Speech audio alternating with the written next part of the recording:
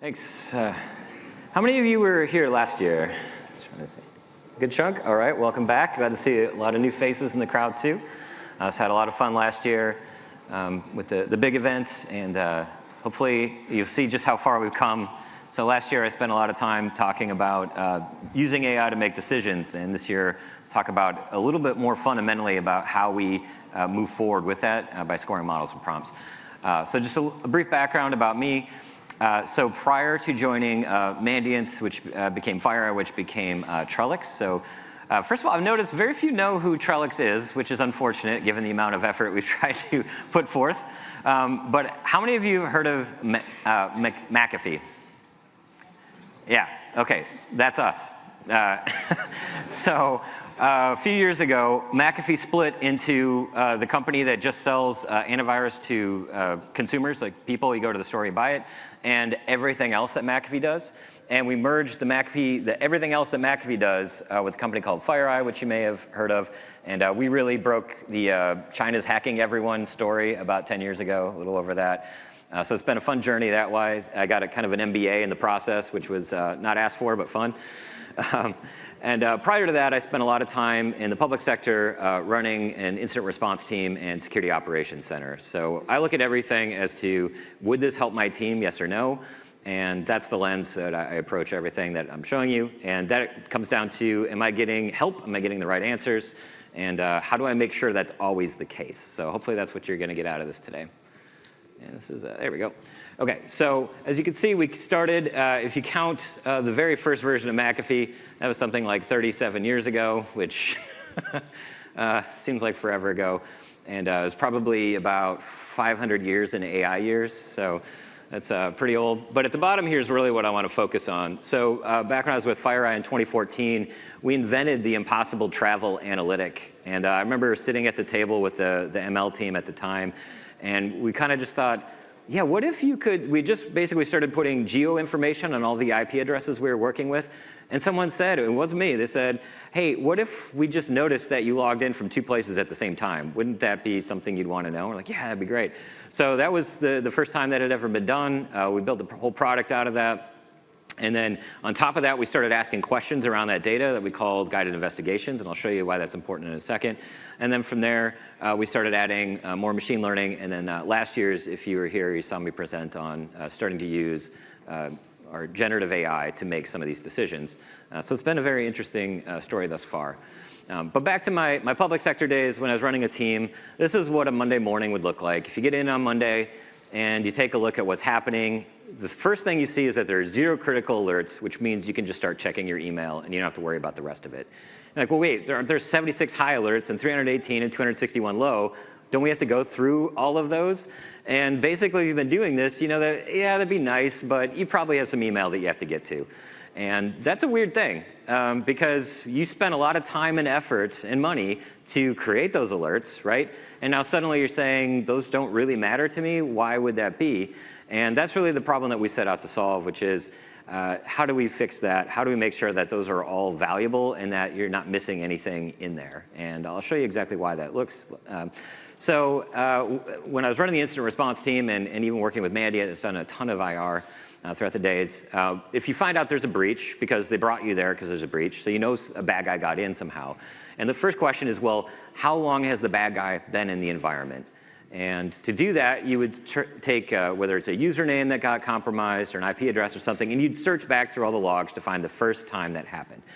And what that got me thinking is, why couldn't you just then, you know, in this case 90 days ago, realize that that's an attacker and they're in the environment? Because that was the truth of the matter, right? That's when the attacker got in. So why didn't you notice that? Well, it was probably in one of those, 90-plus low-level alerts that no one was looking at, because at the time, it wasn't important. You only knew that it was important 90 days later. So what we're trying to solve here is that moment where you have this tiny little breadcrumb that happened, and you don't know that it's a breadcrumb leading up to this big bad story until that big bad thing happens.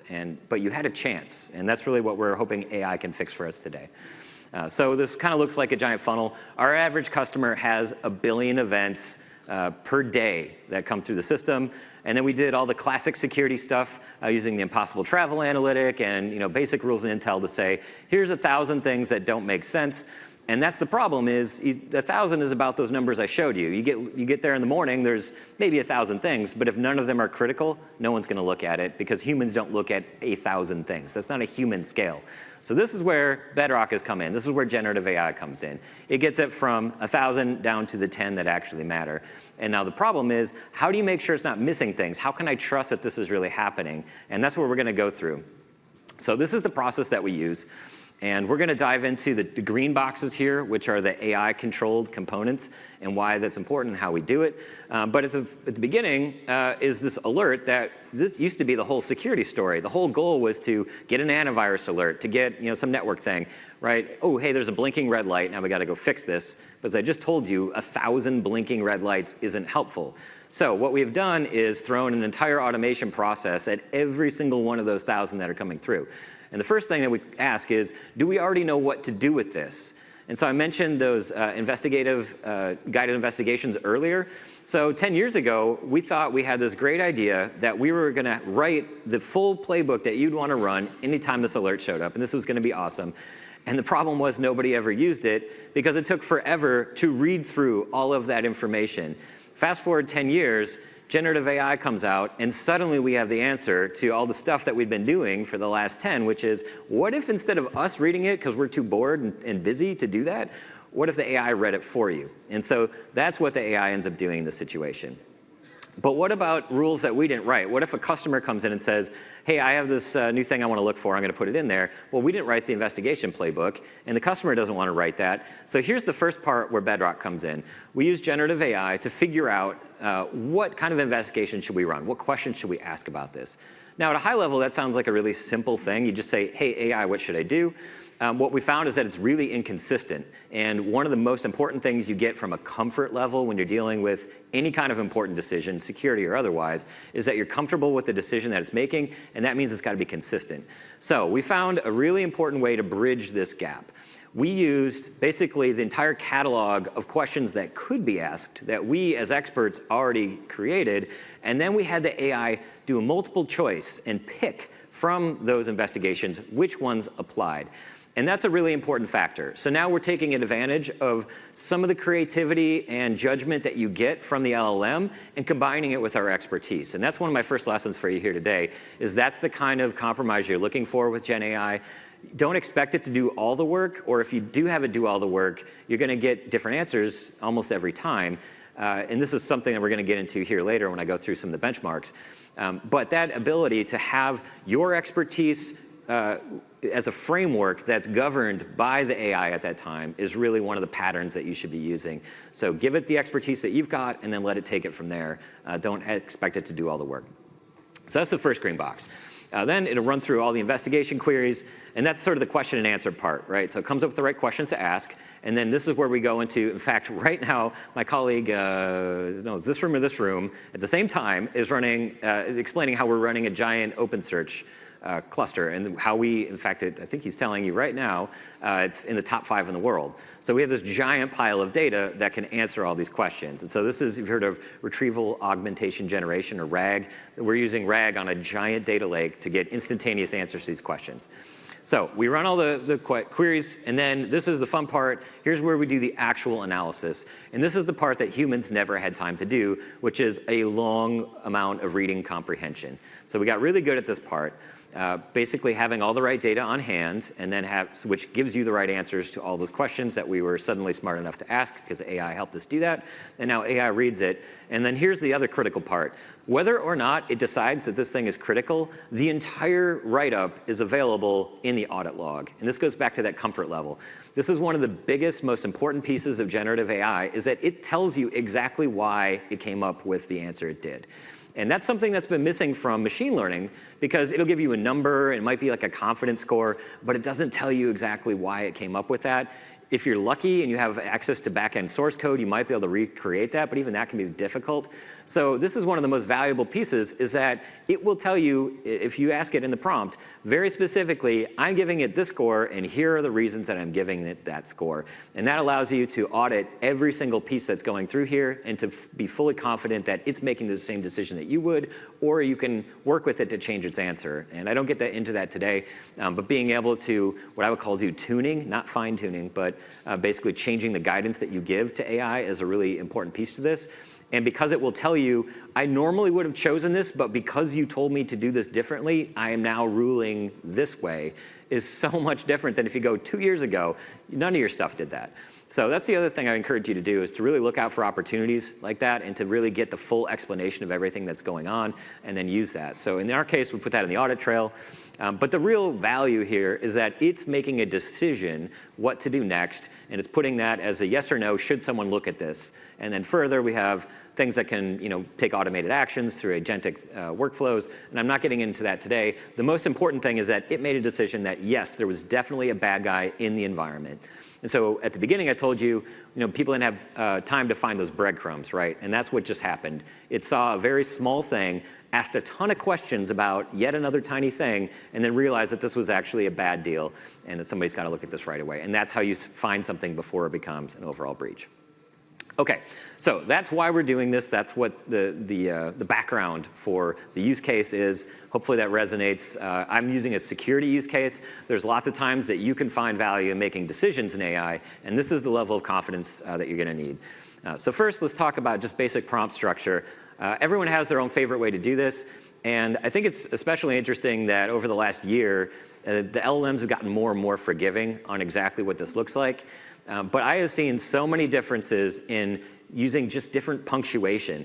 I think you guys have probably all seen that if you use all caps, it'll pay more attention to something in all caps, which is a strange thing to think about with computers. And when I'm working with our engineers on this stuff, I think one of the big lessons is that you can put in the same prompt, run it twice, and get different answers. That's a big piece of this, and we're going to dive into how we get consistent results.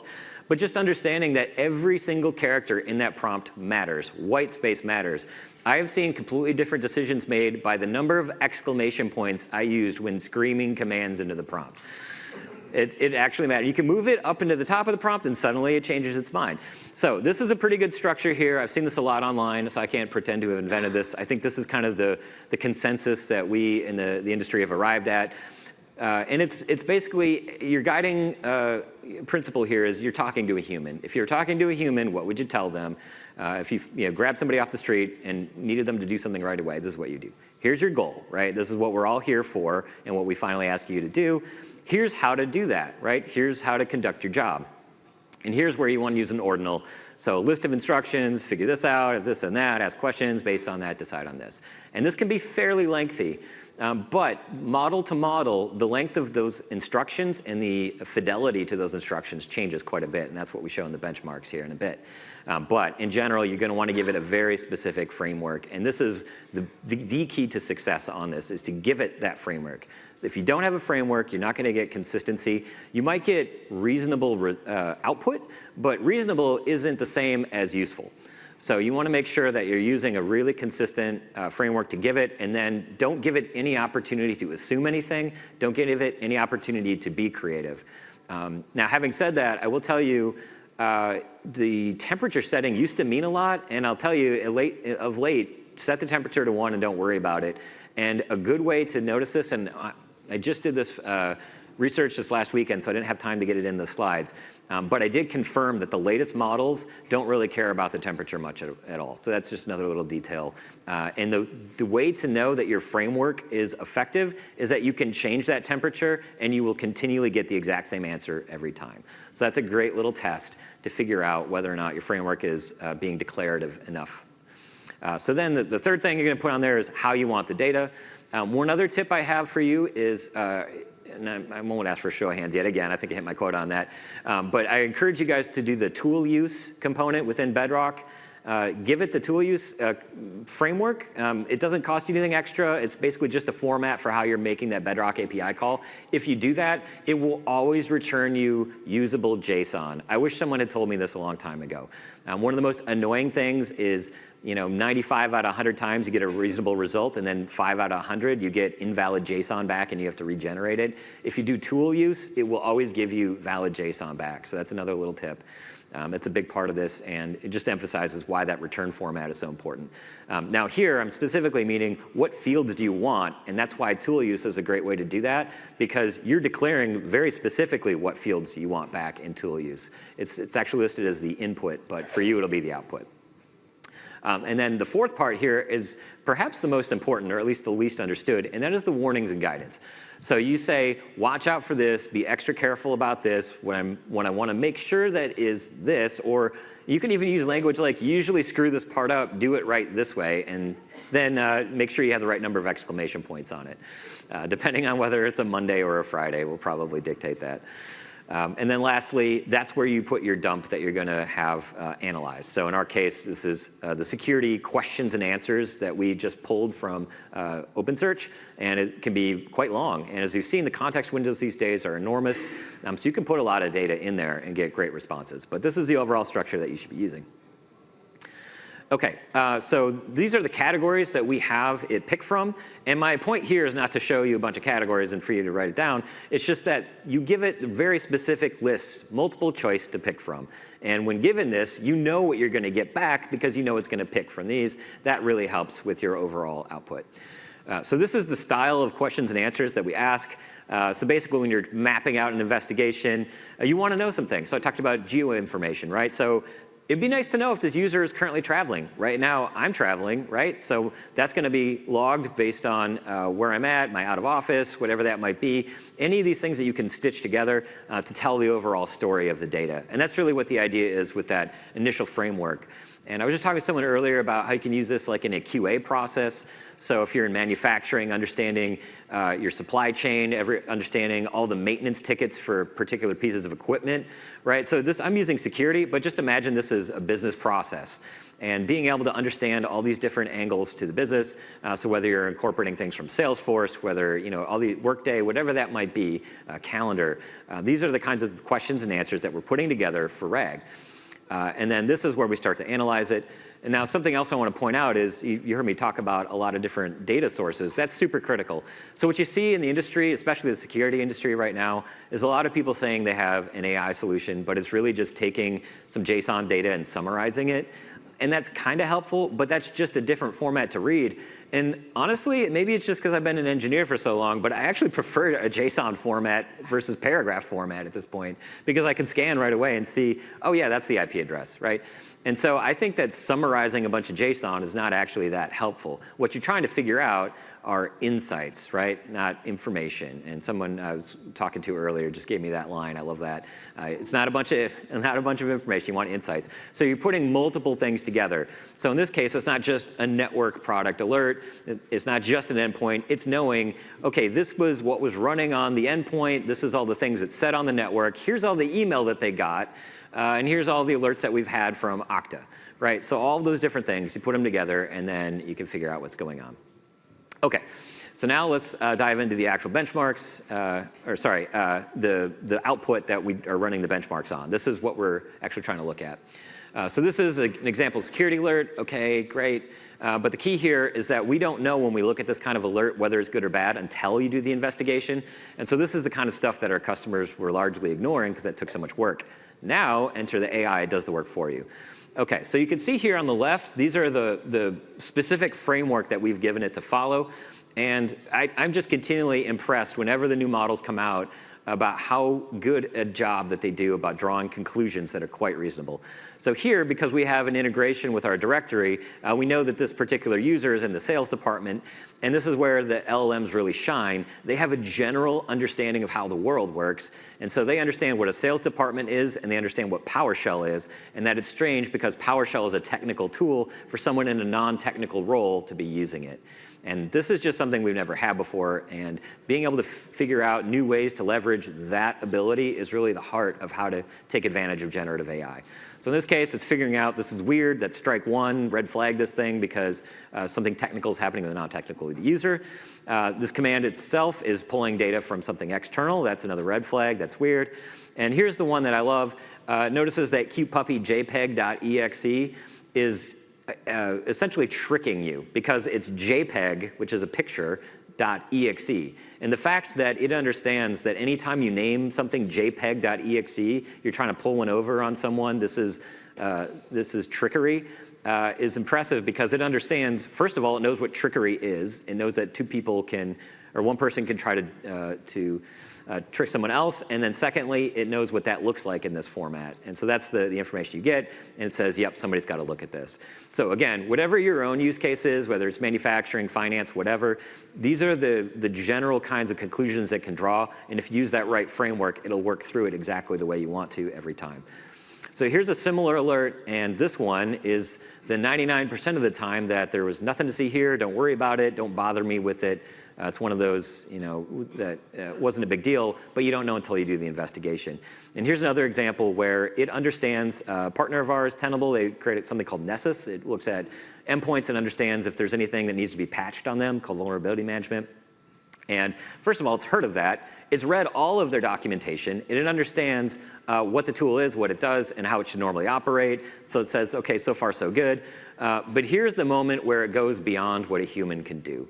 And this is a really seminal moment in the industry where it says, I decoded that base 64 string, which no human can just look at that and do it, or if you can, you're in very, very close company, or very rare air. And this is the part that's really valuable. You can write scripts that do that, but you'd have to know to invoke the script. You can write a few signatures that would say this looks like base 64, so we'll go through a bunch of steps to decode it.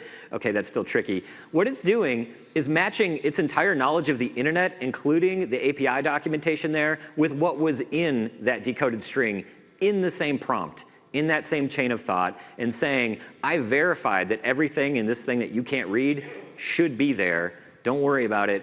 Moving on. And it wrote all of this down. So you can go and check the audit log and say, oh, okay, I trust that this thing is working correctly because it just explained all of this, and we can verify that. So that's a really big deal. And this is what happens 99% of the time. Okay, finally, as promised, we'll actually get to the fun benchmarks here. So I did a joint blog post with AWS a couple of months ago based on the benchmarking that we've been running, and I'll show you what those look like, how we run them. But there's two axes here, which are kind of interesting. So on the x-axis is whether or not the correct decision was made. And then on the y-axis is the amount of detail, basically how valuable was the write-up. And those are two separate orthogonal things because whether or not you make the correct decision is completely separate from how well you described the right decision that you made, but both are critical and super valuable. And I'll show you exactly what the difference looks like. This is a little bit older because this was a couple months ago. I have updated results, and I'll tell you Sonnet 3.7 is very similar to Sonnet 3.5 for June in its correctness. And one little tidbit that I didn't get in here in time. So you guys have seen that Claude 3.7 reasoning has come out. This was fascinating to me, and I verified this numerous times. Reasoning does a worse job on it, and it's so funny to watch it. It'll make the right decision and then talk itself out of it. And it'll say, oh, but wait, what if, but wait, what if, and it comes back and it makes the wrong decision. So it's actually worse than 3.7 without the reasoning for this use case. And for everyone who needed a pep talk to just trust your instincts and go with it, someone's got to talk to 3.7 because it definitely does that. And seeing that come out was really interesting. So here's different scoring where I took on a 0 to 10 scale, if you're 9 or 10, you're better than a human. And then so on and so forth with whether you're a senior analyst, junior, or below human. And it kind of gives you a good idea of the overall value that the generative AI can provide at that moment in time.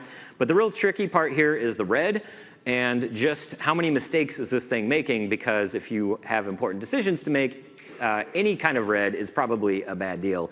And I will give you a caveat. I tested some of the slivers of red in there were actually formatting issues. That tool use thing, that comes in here. So many of you would have known that already, so congrats on that, but a little detail there.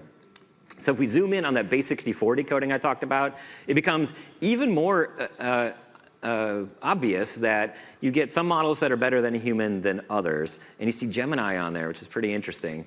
We'll dive into exactly what those look like in just a second.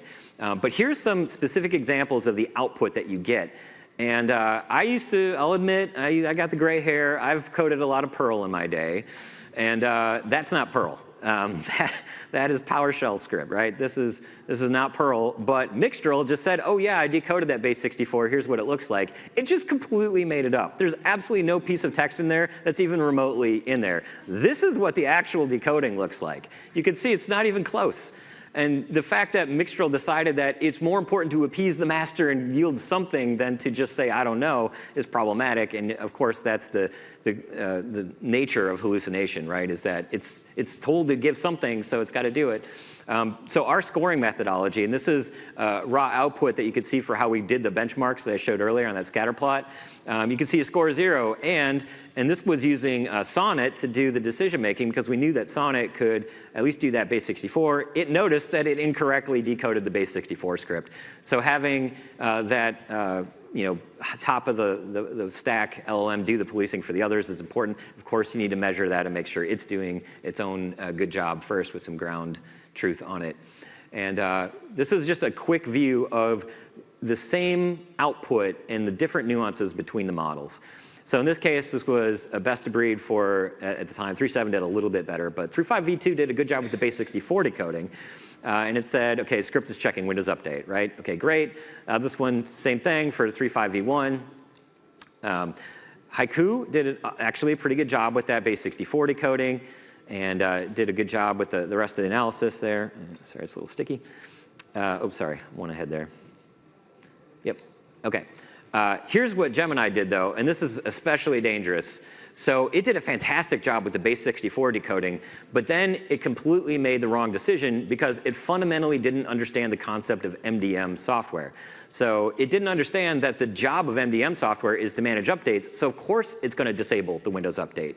The other models knew that. Again, they read the internet. Can they apply the knowledge that they have gleaned from the internet to the decision they're about to make? Gemini failed at that, even though it did a good job on the decoding. So back on that scatter plot, it had a poor scoring on the x-axis and a good scoring on the y-axis.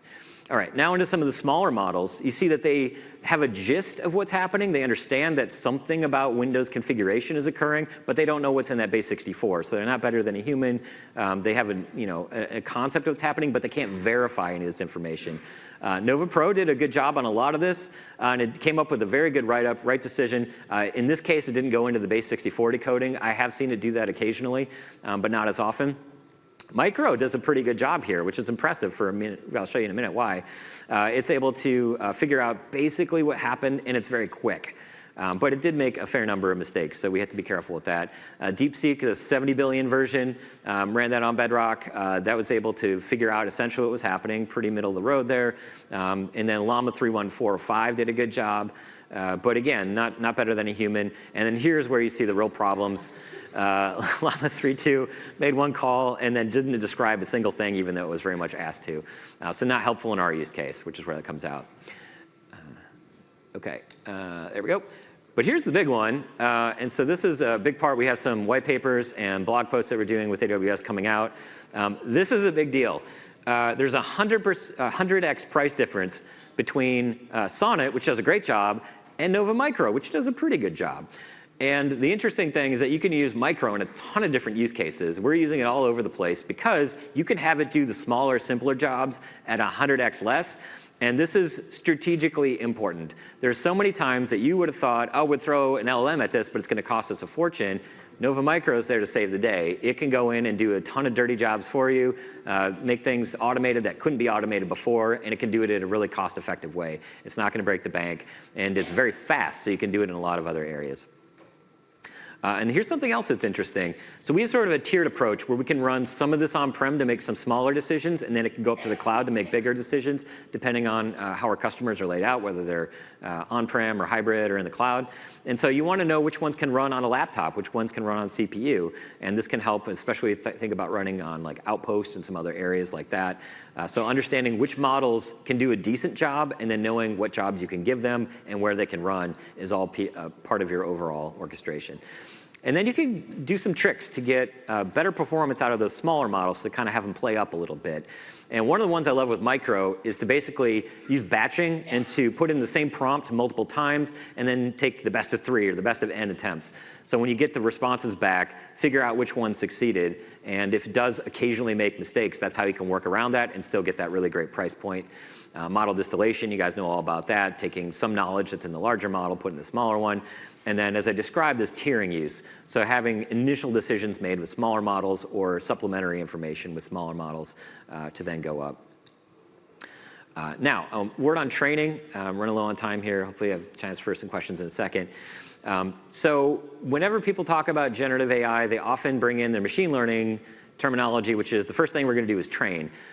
I would argue that the majority of the time should not be spent on doing any model training or fine-tuning. Now, it depends on your use case, but what I find is you can get a lot more value out of the prompt engineering side of things than doing the fine-tuning. And there's a really good reason for that. First of all, you don't have to contend with any potential data leakage that you put in your training set accidentally showing up in the responses. That's a big thing for us, to make sure that doesn't happen. But it's the bias in the decision making that's, I think, so important. So when you put something in a prompt, you know that the LLM is going to look at it and use it as part of its response. It's explicit. When you do fine tuning, what you might not know is that the LLM will lean very heavily on what you put in the fine tuning to the point where it's going to ignore the vast majority of general knowledge that it has. So if you say this is always bad, then it's going to just repeat what you said. And so that's the problem that I see with fine-tuning is that it's overly prescriptive. You get overfitting with it. And so I recommend to try to do as much with prompt engineering as you can. You're going to get a lot farther with that and run into fewer problems than if you try to do fine-tuning with it. I would use that more of a last resort. And the other thing is with tool use, you don't have to use that for output as response as much. Last year you did. Okay, and then just as an example of how we're using this, so we triage every single guard duty alert that comes in, and we can bounce that around against all the different telemetry, and at each moment have the LLM make a decision based on that. But that's something that might be relevant for you guys. But just an example of, hey, we started with this little trigger moment. Let's pull in everything we know and have the LLM make a decision. And then last, I'll just leave you with this. We successfully have run this a couple of times now in the last few weeks. We created a capture the flag workshop, which is actually pretty fun. It's a prompt engineering where you take these security alerts and then you come up with your own framework to get it to guess what's happening, and then you give it your own analysis prompt to see if it can essentially read that and find what actually happened in those alerts. If anybody's interested, we're happy to do that with you. We'll probably start putting this out publicly available with prizes, hopefully starting next week or the week after. Should be pretty interesting. And the other thing is that I didn't do a single line of that code. Claude did all of that, which was pretty interesting. And I got a really vanilla version the first time I did it, and then I told it to make the UI cool, techie, and cyber. And it came up with that entire thing. And you can't see in the screenshot, there's this cool little H line that comes down across it. It was fantastic on it. So there's really a world changing right now in going from idea to production. And so we're really just witnessing that of late with all the new models coming out and how good they are at coding. So if you guys are interested in the workshop, let us know, or even how we built the workshop. We can talk more about that. And then I know we're running over just a little bit, but I'm happy to take any questions.